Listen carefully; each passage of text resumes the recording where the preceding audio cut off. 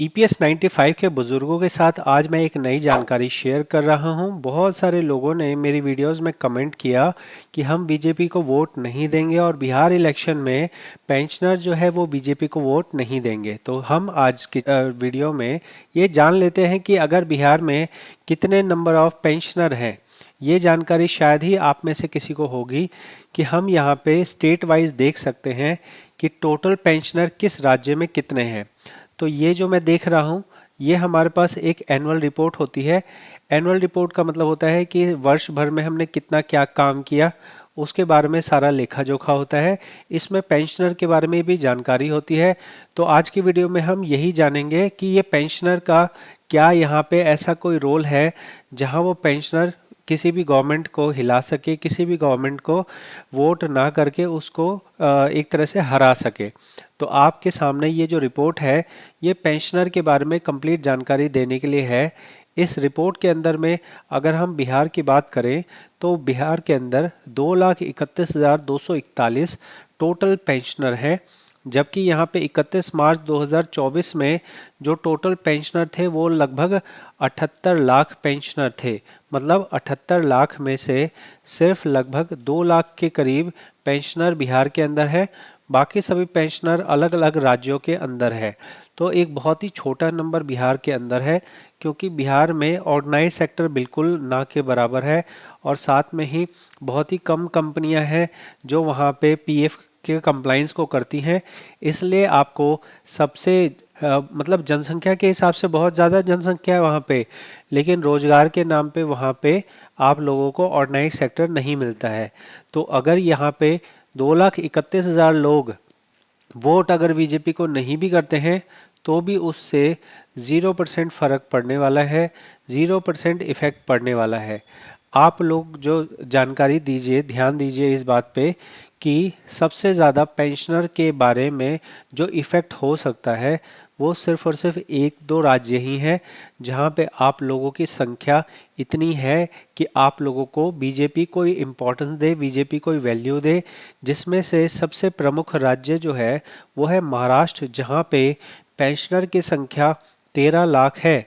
इसके अलावा जो बड़े राज्य हैं उनके बाद गुजरात का नंबर है। गुजरात के से भी ज़्यादा कर्नाटक में है।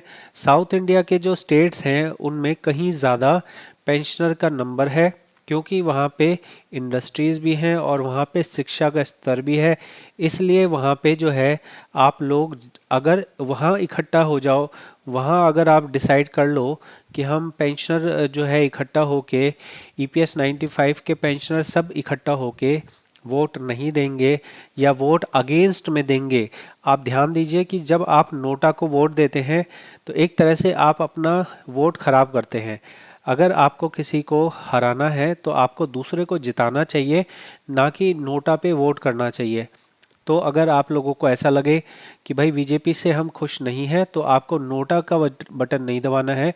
उसके सामने जो भी पार्टी आपको अच्छी लगती है उस पार्टी को आपको वोट देना चाहिए। तो आपके सामने ये एक पूरी लिस्ट मैं आपको दिखा रहा हूँ जिसको आप आराम से पॉज करके वीडियो को रोक कर देख सकते हैं। जहाँ सबसे ज़्यादा महाराष्ट्र में, उसके बाद यहाँ कोई सीरियल नंबर नहीं दिया हुआ है। बहुत लंबी चौड़ी रिपोर्ट है ये और इस रिपोर्ट के आगे भी काफ़ी सारी चीज़ें हैं। तो ये सारी चीज़ें मैं आपको वन बाय वन बता सकता हूँ। इसमें बहुत सारी ऐसी चीज़ें हैं जो आप लोगों को कोई नहीं बताएगा क्योंकि किसी को भी आप तक सही जानकारी पहुंचाने से मतलब नहीं है।